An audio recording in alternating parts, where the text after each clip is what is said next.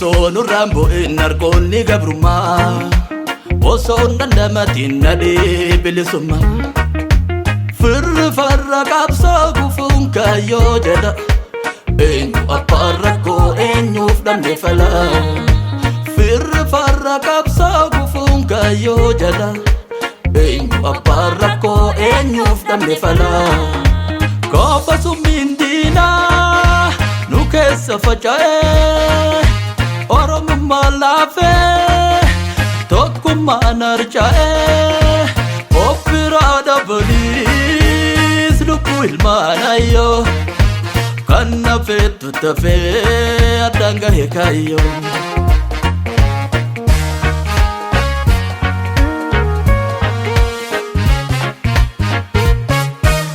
Kaayyoo dhiigaan dhaaban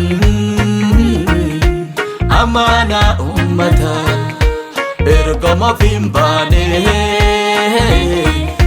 garaan nu hubata. Erga lubbuu lammii meeqa harcaaftanii, mee maal jettu hawaasa wal faffacaaftanii.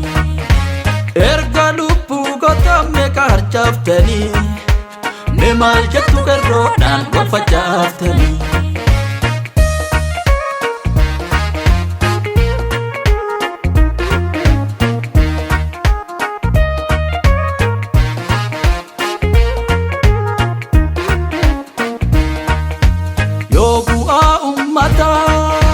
Amaanaa hin eeyne yoo dhugaadhaaf jette lubbuu tee wareeyne, maali bu'aan sammuu sabaan taanee gala.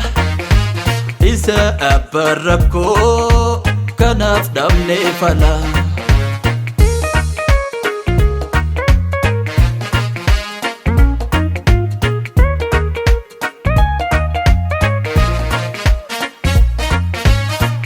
Osoo nurraan bu'in harkoonni gabrummaa, osoo dandamatiin nadhee bilisummaa.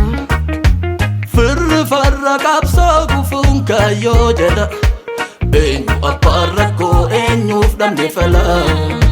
Firri farra qabsoo gufuun kaayyoo jedha, eenyu abbaan rakkoo eenyuuf dhabne fala.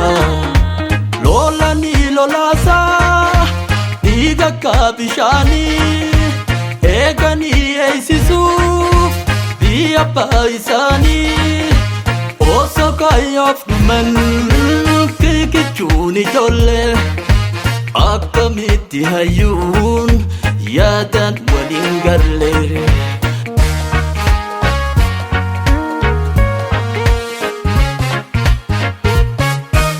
Kaayyoo dhiigaan dhaaban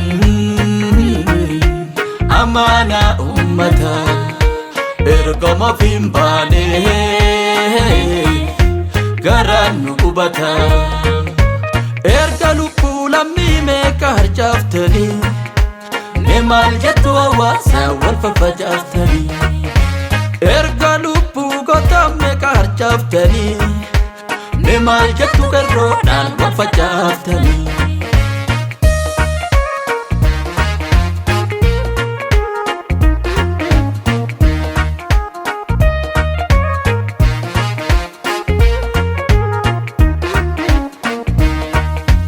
Lamaan tokkorru kan darbarraa barraan, hundeedhaan suphine ilaalcha doome qarraan.